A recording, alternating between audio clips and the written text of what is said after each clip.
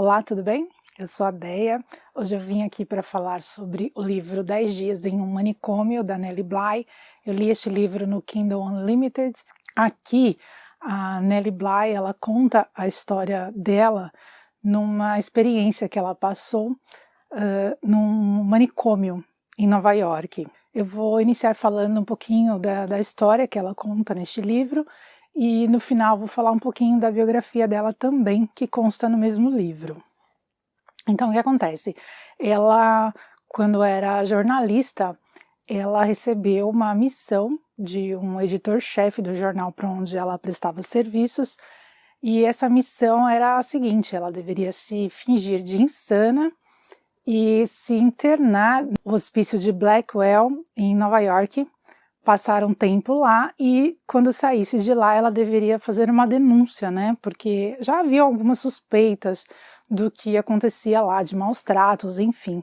E ela aceitou essa missão. Ela tinha 23 anos na época, ela aceitou essa missão, então fez todo um trâmite lá de se fingir de insana, de ser internada, conseguiu ser internada neste manicômio, e este manicômio ficava na ilha de Blackwell, e aí ela passou 10 dias nesse manicômio. E o que a gente vê nesse livro é como se fosse um diário dela, né? Um diário desses 10 dias aí. Inclusive um pouco mais, porque ela se preparou antes, né? O que ela fez antes de entrar também, ela coloca aí nesse diário. Então a gente vê os relatos que ela faz sobre o frio que ela passou, e não só ela, todas as mulheres que estavam neste manicômio, era um manicômio somente para mulheres, a fome que ela passou. Nos primeiros dias ela não queria comer a comida que era servida, porque muitas vezes estava estragada, e a gente vai vendo mais detalhes também sobre a comida que era servida para essas mulheres, né?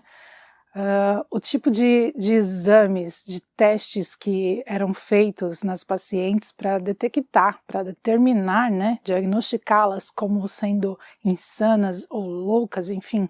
E ela foi diagnosticada como louca, e inclusive sem tratamento, sem cura.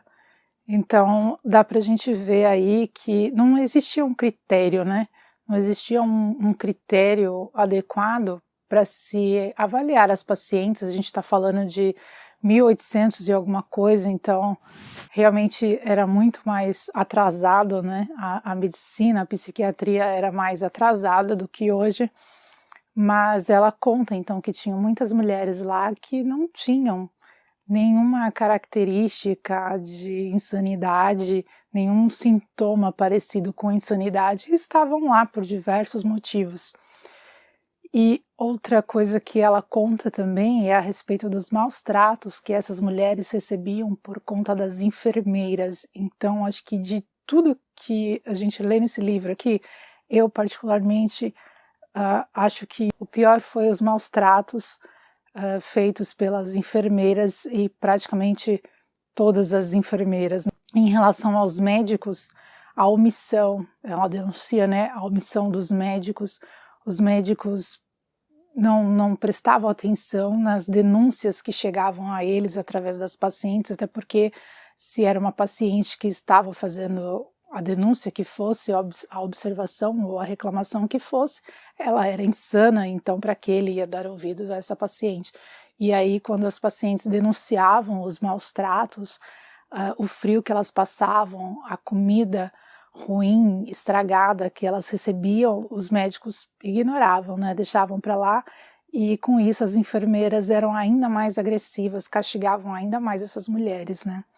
E a gente vê aqui também que o banho era um banho de água fria, e elas tomavam banho em uma banheira, e todas as mulheres, muitas mulheres passavam pela mesma banheira, com a mesma água, sem a troca de água, né, entre uma mulher, depois que uma mulher usou trocar a água, não, era a mesma água reutilizada em diversas mulheres, as mesmas toalhas também, usadas para secar diversas mulheres, e não estou dizendo que toalhas eram lavadas e depois de secas eram usadas em outras não. A mesma toalha ao mesmo tempo, secou uma, já pega a mesma toalha para secar outra mulher, e aí a Nelly conta que muitas mulheres tinham problemas de pele, então isso ia passando de uma para outra, né?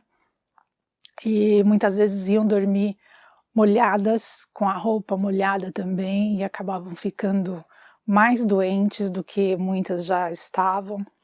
E realmente tinham algumas mulheres insanas neste local, e muitas vezes ficavam junto com as que não eram insanas, ou na opinião da Nelly, né, na visão da Nelly, não tinham nenhum traço de insanidade, então muitas vezes era difícil dormir à noite tendo uma colega de quarto que dava para ver que tinha problemas psiquiátricos e que poderia atacar qualquer uma das outras naquele quarto enquanto essas dormissem, né?